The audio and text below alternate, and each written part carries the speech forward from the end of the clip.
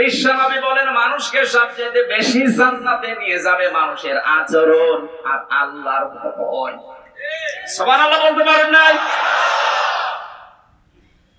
আকুলু লিন্নাসি হুসনা, মানুষের সাথে যদি কেউ আচরণ করতে গিয়ে, ব্যবহার দেখাতে গিয়ে হাসি মুখে কথা বলে, তাও সাদকা দেওয়ার সওয়াব হয়। 31টা পাঠ ভাগে ভাগে যদি কথা বলতে হয়, পুরা কোরআন আল্লাহর নবীর চরিত্র, আমরা একটা পাঠ বেছে নিলাম আচরণটা দেখি। আল্লাহ পাক কি আচরণ তাকে দিয়েছিলেন? কোরআনে কারীম জানাচ্ছে ইন্নাকা লাআলা খুলুকিন আযীম, হে নবী আপনি মহান চরিত্রের উপরে প্রতিষ্ঠিত।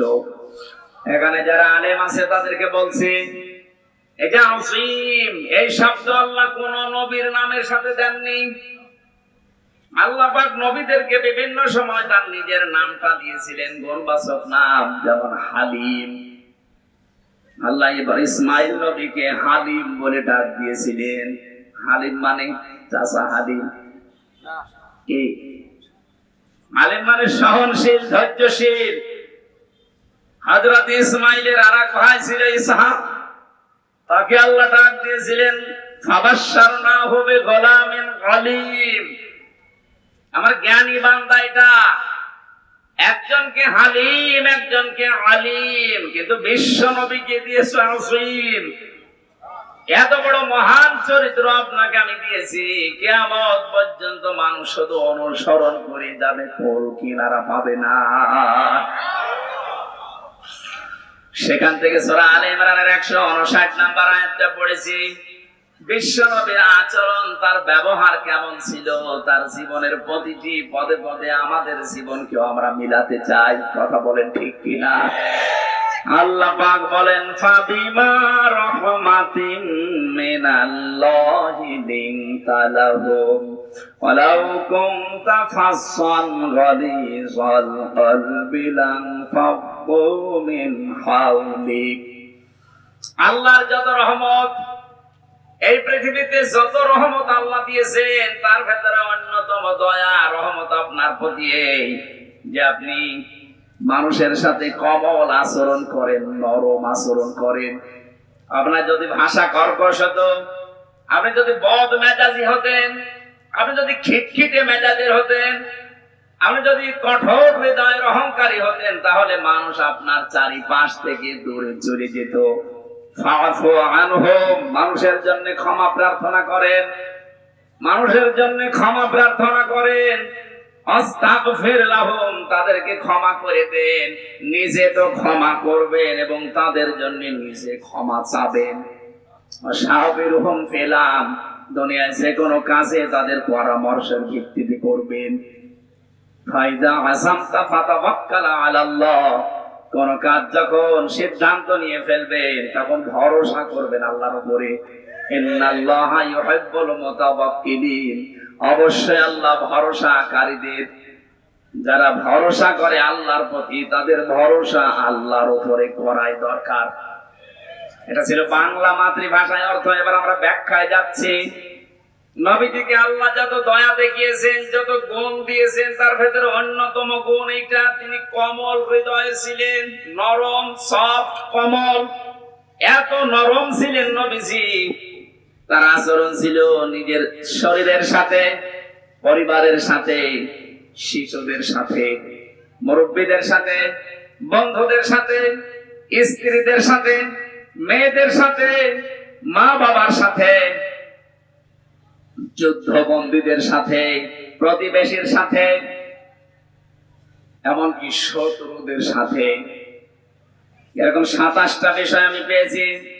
তাফসীরে ফি জিলালিল কোরআন ইবনে কাসির, মুফাসসিরিন ইকরাম যেভাবে সাজিয়েছেন, আমরা কোরআনে কারীম থেকে ওইভাবে আমাদের জীবনে নবীর জীবন মিলাতে চাই। আমাদের আদর্শ কি কারো বাবা? বলেন বলেন। আমাদের আদর্শ কারো স্বামী, কারো চাচা? আমাদের আদর্শ একমাত্র, কেবলমাত্র, শুধুমাত্র বিশ্ব নবী মুহাম্মদুর রাসূলুল্লাহ সাল্লাল্লাহু আলাইহি ওয়াসাল্লাম।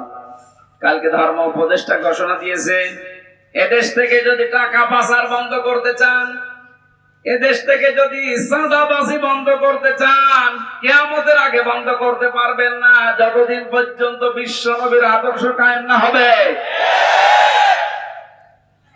টাকা পাচার বন্ধ হয় না, চাঁদাবাজি যে বন্ধ হয় না, এটা 5 তারিখের পর থেকে আমরা অনেকে দেখেছি। কথা বলেন না কেন? এর আগে ছিল যেভাবে প্রকাশ্যে, হয়তো 5 তারিখের পরে অনেকে গোপনে আরম্ভ করেছিল। প্রকাশ্যে গোপনে কোন চাঁদা এদেশে হবে না যদি নবীর আদর্শ এদেশে কায়েম করা যায়। আর এটা কায়েম করবে ফেরেশতারা।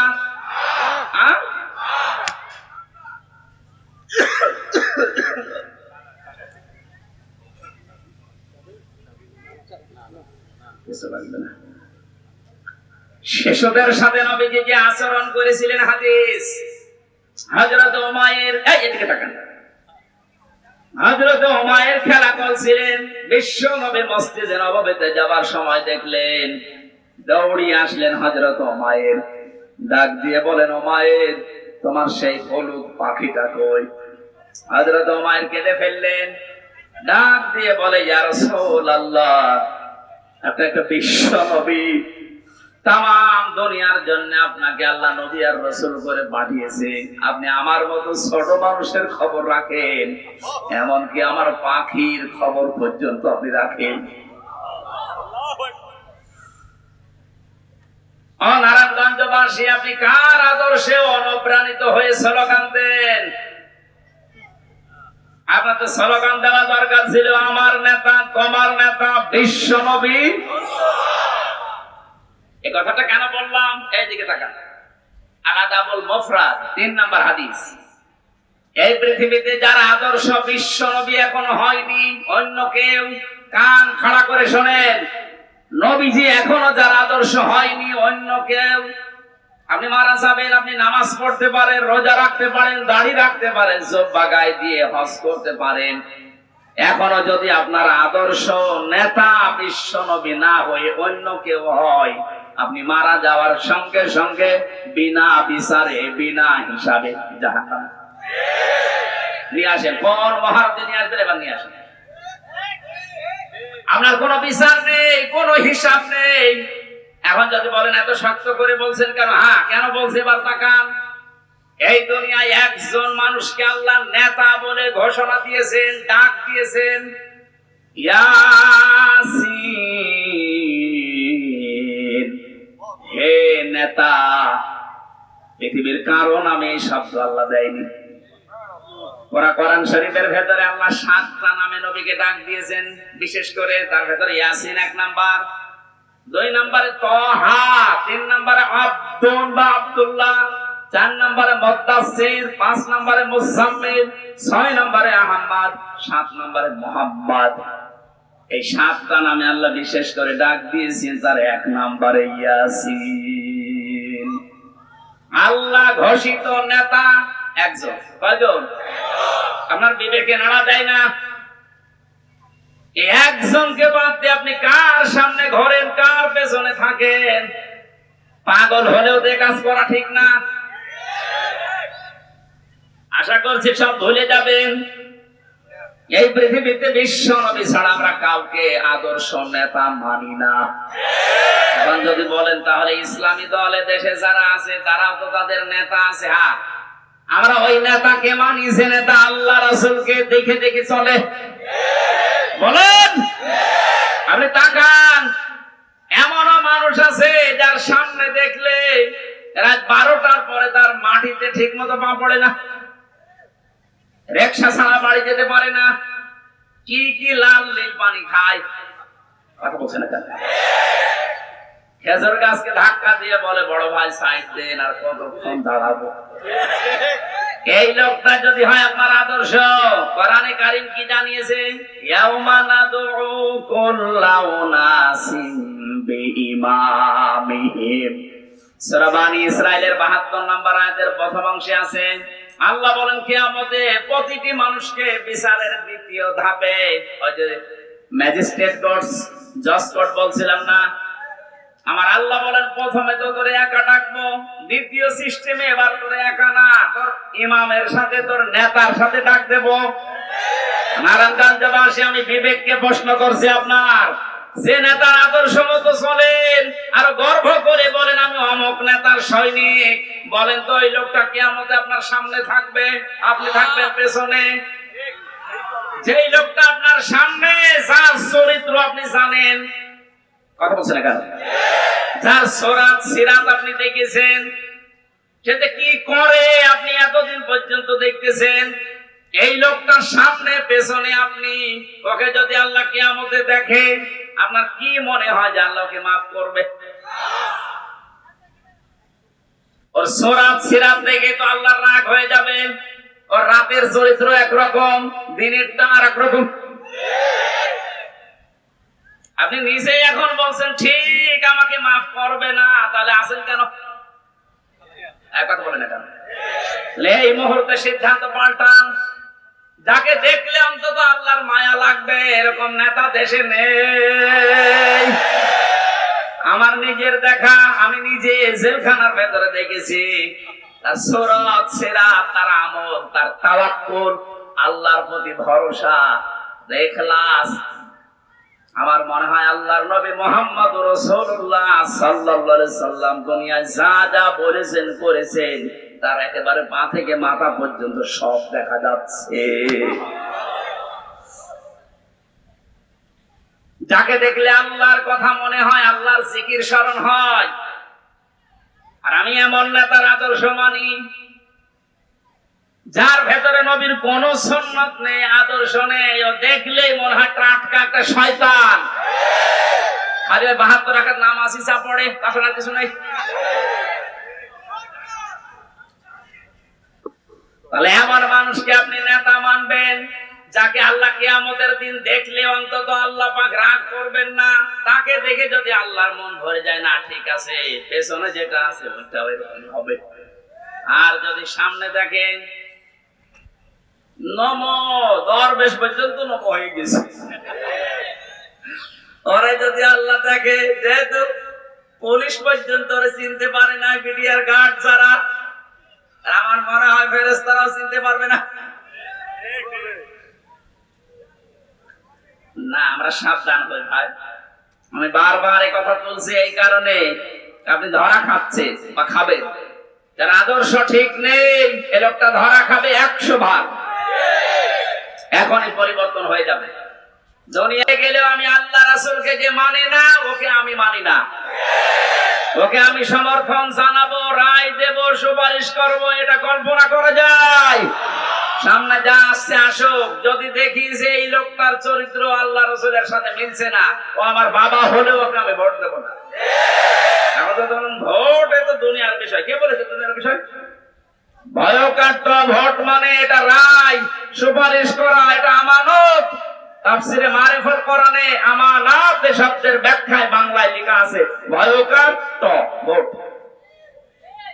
এটা হয় রায় দেওয়া, সমর্থন জানানো, সুপারিশ করা, এগিয়ে দেওয়া। এই অর্থগুলো এখানে লেখা আছে। কোরআনে কারীমের সূরা নিসা 5 নাম্বার পারার 10 নাম্বার পৃষ্ঠা 12 নাম্বার লাইনের 85 নাম্বার আয়াত। আমি লম্বা করে দলিলগুলো বলতে পারছি না, বাড়িতে মিলিয়ে নেবেন। আপনার একটা রায়ের কারণে যদি দেশে আবার চাঁদাবাজি শুরু হয়, আবার স্বৈরতন্ত্র চালু হয়, আপনার একটা রায়ের কারণে কিয়ামত পর্যন্ত আপনি পস্তাবেন। বৌমা এসেছে, কেবল বাসর ঘরে প্রবেশ করেছে, দাদি শাশুড়ি এসে বলছে আমার কিন্তু পতি চাই। লজ্জায় মাথা লাল করে বলছে ঠিক আছে দাদি, একটু সময় দেবেন তো। কিছুক্ষণ পরে শাশুড়ি এসে বলছে বৌমা আমার কিন্তু নাতি চাই।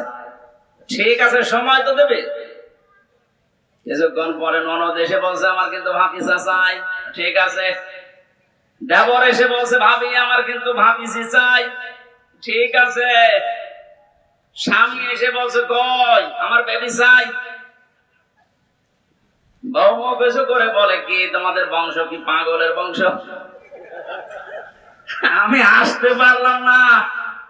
আর কেউ নাতি চাই, কেউ পতি চাই, কেউ ভাগ্নে চাই, কেউ ভাতিজা চাই, কেউ বেবি চাই। আমার সময় দেবেন না 10 মাস 10 দিন? কথা বলেন না কেন? আমার এতে একটু সময় দেন, আমি একটু গুছিয়ে নেই। তারপরে আপনার বেবি লাগবে আমি দেব, নাতি লাগবে আমি দেব, ভাতিজা লাগবে সব দেব। সময় দিচ্ছেন না, আমি ওগুলো ডাউনলোড করে নিয়ে আসবো। দায়িত্ব যাদেরকে দেশের লোক ছাত্র জনতা মিলে দিল, আরে ভাই তাকে একটু বুঝ করে নিতে দেন। যেখানে যেখানে ক্যান্সার আছে ক্যান্সার গুলো কেটে বাদ দিতে দেন। এই অবস্থায় যদি দেন, নির্বাচন দিয়ে দিলাম, কি হবে? কদিনের ঘটনাতে হয়ে যাবে আবার। এই জন্য ছাত্র জনতা এদেশে যে 9 দফা দিয়ে আমাদেরকে স্বাধীনতার স্বাদ এখন দেখিয়েছে, আমরা ওই 9 দফার বাস্তবায়ন চাই। তাদের প্রথম দফা হচ্ছে বৈষম্য থাকবে না। আমার মামলা যেহেতু খারিজ হয়ে গেছে, আমি মনে করলাম আদালতকে জিজ্ঞাসা করি, আজকে যেমন আপনি বললেন এর কোনো মাল নেই, কি দেখে বিচার করবো? 3 বছর তো আপনার কাছে আমার মামলা ছিল, তখন তো কিছু বলেননি। এই কথাই আমার বলতো যে হুজুর আমার হাত বাঁধা ছিল। কি ছিল? আমরা চাই এদেশে কারো হাত এভাবে যেন বাঁধা না থাকে। 1628টা চেয়ার এই দেশে। কত? তাই বলে এই চেয়ার না, এই চেয়ারের তো কোনো দাম না। 1628টা চেয়ার এই দেশে, খালি একটা চেয়ার খোলা ছিল আর 1627টা চেয়ার বাঁধা ছিল।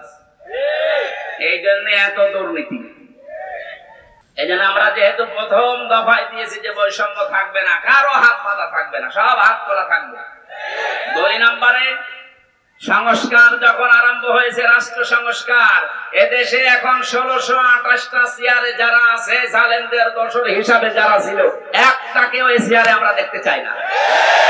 চেয়ার থেকে সবগুলো অপসারণ করে বৈষম্যের শিকার যারা যারা ওএসডি হয়েছিল তাদেরকে ওই চেয়ারে বসা।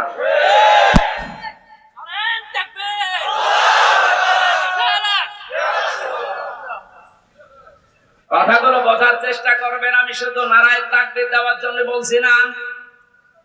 শিশুদের প্রতি আল্লাহর নবী যে আচরণ, তিনি বিশ্ব নবী হওয়ার পরও শিশু এবং শিশুর পাখি পর্যন্ত ভুলে যাননি। নবী যে আচরণ করেছিলেন তাকান, আল্লাহর নবীর আচরণ ছিল বড়দের সাথে। বিশ্ব নবী মুহাম্মদুর রাসূলুল্লাহ তো এই হাদিসটা এই জন্যই বলেছিলেন, যারা বড়দেরকে শ্রদ্ধা করো না, সম্মান দাও না, আমি নবী বলছি তারা আমার উম্মতের দলভুক্ত হতে পারো না। বলেন নাউযুবিল্লাহ। তার আচরণ ছিল যুদ্ধবন্দীদের সাথে, যুদ্ধবন্দীদের সাথে তার যে আচরণ, আমরা আজকে কারাবন্দীদের সাথেও সে আচরণ করতে পারছি না। কারাবন্দীদের সাথে আচরণ 3 রকম হয়। আমি কাশিমপুর কেন্দ্রীয় কারাগারে ছিলাম, হাই সিকিউরিটিতে। ওখানে 3 রকমের আচরণ পেয়েছি। আমার তো মামলা একটা ছাগল চুরি মামলাও না, ঠুনকো একটা মামলা দিয়েছে। তারপর আমার রেখে দিত ফাঁসির কন্ডেম সেলের ভেতরে। বিশ্বনবী আচরণ করেছিলেন তাকান, যুদ্ধবন্দী যারা তাদেরকে তো মেরে ফেলার কথা, অথচ হযরতের একজনের জীবনী পড়লাম আজকে, সুমামা ইবনে ওয়াইল রাদিয়াল্লাহু তাআলা আনহু। তাকে তিনি মসজিদে নববীর ভেতরে বেঁধে রেখেছে সাহাবীরা। নবীজি গভীর রজনীতে গিয়ে বললেন, কেমন আছো, কি আচরণ আশা করো তুমি আমার কাছে? লোকটা কেঁদে ফেলেছে, ডাক দিয়ে বলে, মুহাম্মদ যে অবস্থায় আছি তুমি আমারে বাঁচাতেও পারে, মারতেও পারো। নবীদের নাম ধরে বললেন, দেখো এই জামানায় শেষ জামানা না, এরপরে আরেকটা জগৎ আমাদের সামনে আসতেছে। ইসলামের যে সৌন্দর্য গুলো তার সামনে তুলে ধরলেন, একটা একটা করে চলে গেলেন কিছু না বলে। বাড়িতে যে নিজেদের লোক দিয়ে রান্না করলেন উটের গোশত আর বকরি, এগুলো পাঠিয়ে বললেন ওকে নিজে খাওয়াও। সাহাবীরা নিজে খাওয়িয়েছে। দ্বিতীয় দিন নবীজি নিজে উটের দুধ দহন করে গরম অবস্থায় তার কাছে পাঠালেন। মানুষ সামাইদেরকে এত আদর করে না, কথা বলে না কেন? কি করেছিলেন? যুদ্ধবন্দীদের সাথে এই আচরণ, আর আমরা কারাবন্দীদের সাথে কি আচরণ করলেন আপনি জবাব দেবেন কি? আবার উপর থেকে নির্দেশ দিত সিসি ক্যামেরা দিয়ে, 24 ঘন্টা ফাঁসির কন্ডেম সেলের ভেতরে তালাবদ্ধ করে খাবার যেন আমাদের কাছে ভালোটা না যায়, ওটা উপর থেকে বসে বসে দেখতো। অথচ এখন যারা রিমান্ডে আছে, দরবেশ, এই আনিসুল, এমেনুল, ইনু, এদেরকে নাকি বাড়ির খাবার খাওয়ানো হচ্ছে, এসি ঘরে থাকতে দিয়েছে। কারা দায়িত্বে আছেন আমি জানি না, প্রকাশ হয়ে যাচ্ছে। কিন্তু বাংলার ছাত্র জনতা যদি একবার আবার রুখে দাঁড়ায়, চেয়ারে কিন্তু আর থাকতে পারবেন না। জালেমরা যা করেছিল, কোরআন যেহেতু জানিয়েছে, ওয়াইনা কাবতুম ফাআকিবু বিমিসলি মা উকিবতুম বি, যতটুকু তোমার সাথে করেছে অতটুকু করো। অন্তত আমরা অতটুকু চাচ্ছি, বেশি করার দরকার নেই। 11 ঘন্টা টাঙিয়ে রাখেন শয়তানদের। ব্যারিস্টার আরমানের মতো 8 বছর মাটির নিচে আয়না ঘরে একটু আটকিয়ে রাখেন, খেলা বুঝবে যে কারে কয় দুনিয়া। আবার স্ট্যাটাসটা কি করেছি, আমার কুকুরের মতো দাঁড়িয়ে দিল। কি করেছেন টের পাচ্ছেন না?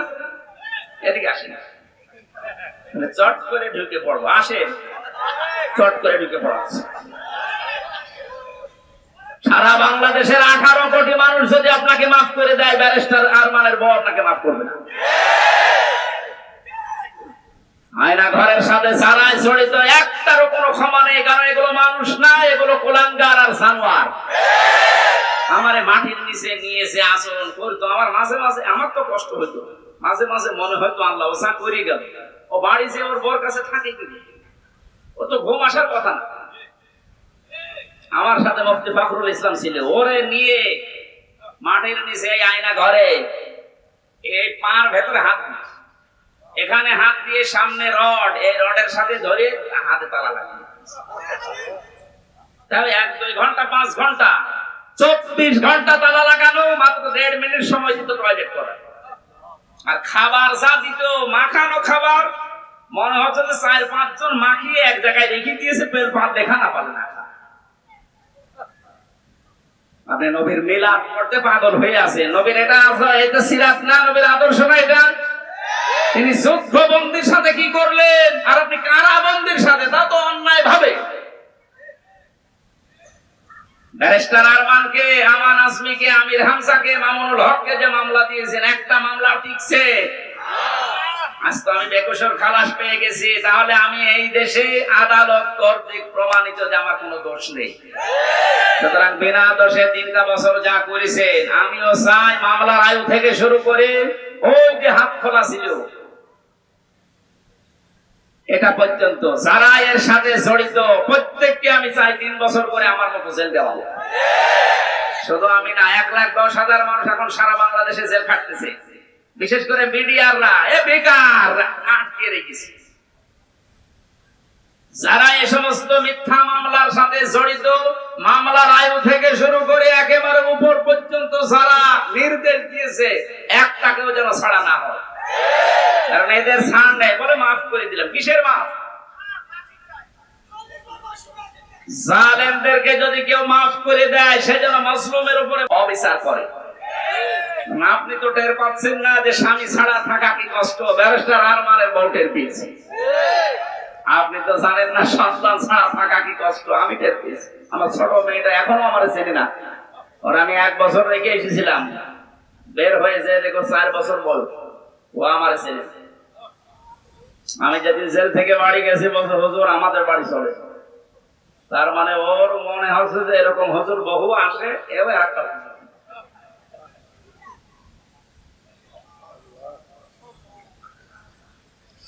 আমরা যুদ্ধবন্দীদের সাথে রাসূলের আচরণ কারাবন্দীদের সাথে করতে পারি না। আপনি আয়না ঘর বানিয়ে ঘুমাতেন, আমার তো বিশ্বাস হয় না যে এরা ঘুমাতো কি করি।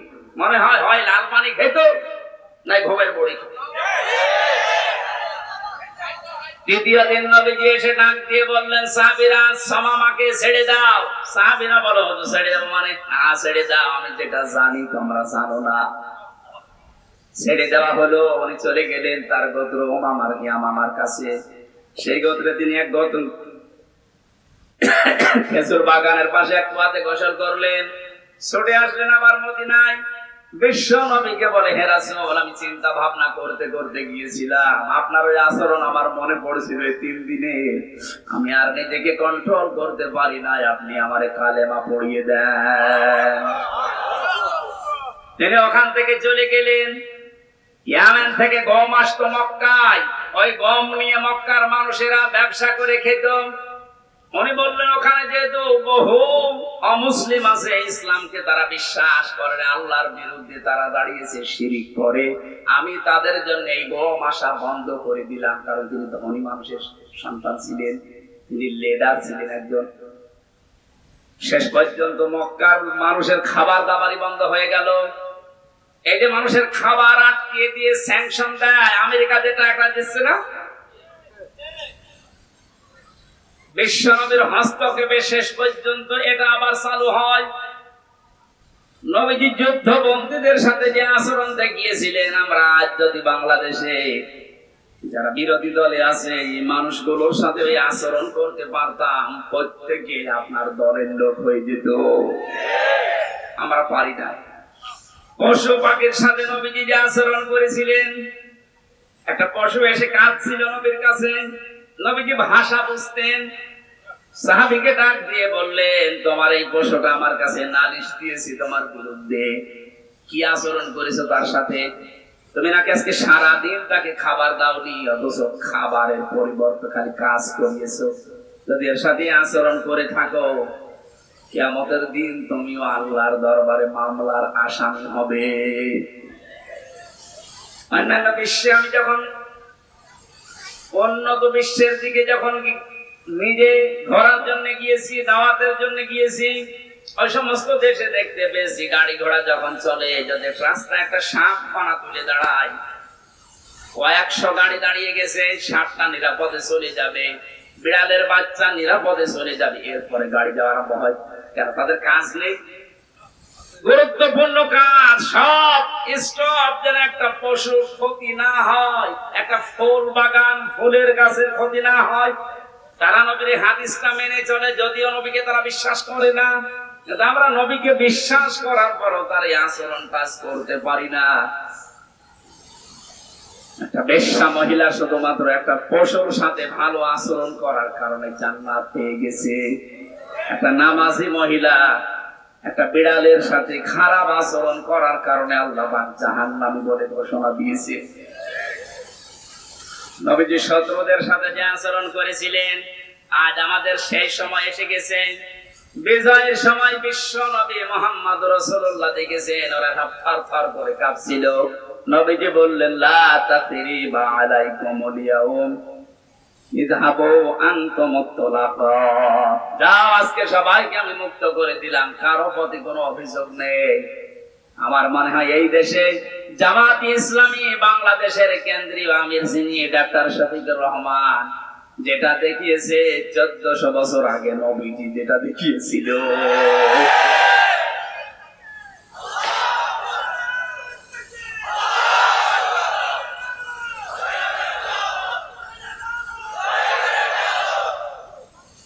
প্রত্যেক জায়গায় নবীজির এই কমলতা আমরা পেয়েছি।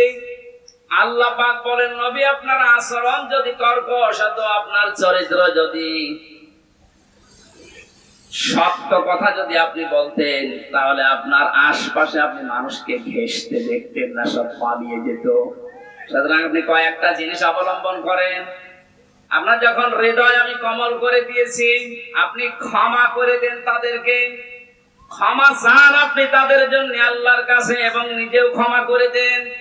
আজ যারা দায়িত্বে আছে আহ্বান জানাবো আয়াত দিয়ে, যারা ভুল করেছে, যা ভেবাই করেছে, আজ আমরা এই আয়াত অনুযায়ী রবিউল আউয়াল মাসে তাদেরকে ক্ষমা করে দিলাম এবং তাদের জন্য ক্ষমা চাচ্ছি আল্লাহর কাছে।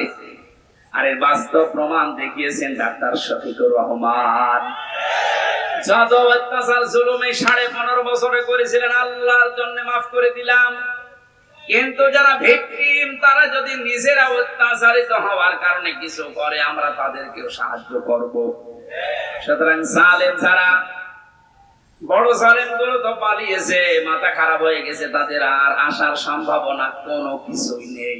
কারণ আসলে এদেশের জনগণ পিটিয়ে মেরে ফেলবে। ছোটখাটো জালেম যারা আছেন তারা এখনো যে তওবার দরজা বন্ধ হয়ে যায়নি, ফিরে আসছেন। আসেন, আমার বংশেরও বহু ছোটখাটো মাঝারি জালেমেরা তওবা করে অলরেডি পরিবর্তন হয়ে গেছে। আগস্টের 5 তারিখের ডেটটা পর্যন্ত তারা শক্ত ছিল, কিন্তু বিকাল 5টার পরে যখন সংবাদ চারিদিকে ছড়িয়েছে, আমারে কল দিয়ে বলছে, বাবাজি আমরা সব জামাত ইসলাম। জামাত ইসলাম মানে এতদিন যে আপনি বন্ধুকে সেকেন্ড নবী মানতেন, হঠাৎ করে পাল্টিয়ে গেলেন। সুতরাং ওরা যেহেতু পাল্টাচ্ছে, ছোট জালেম মাঝারি জালেম, এদেশে আরো যারা আছেন আশা করছি আপনারাও পাল্টাবেন। গত পরশুদিনের রিপোর্ট পেয়েছি, এদেশে এখনো 100 জনের 14 জন মানুষ জালেমদেরকে সাপোর্ট করে। 100 জনের 28 জন মানুষ জেনারেল যে দলগুলো আছে এদেরকে সাপোর্ট করছে। 100 জনের 58 জন মানুষ এদেশে ইসলামপন্থী যারা তাদেরকে সাপোর্ট করছে।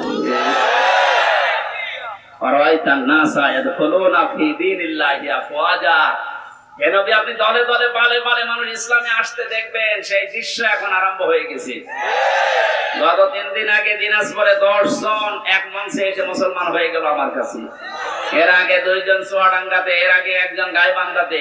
মানুষ যেভাবে দলে দলে আসতেছে, 58 থাকবে না ইনশাআল্লাহ। 100 জনের 100 ভাগই এই দেশে ইসলাম কায়েম হোক, এটা চাইবে। সেই দৃশ্যের আশায় আছে। আল্লাহ আমাদেরকে যেন নবীর আদর্শ সব জায়গায় মানার তৌফিক দেন।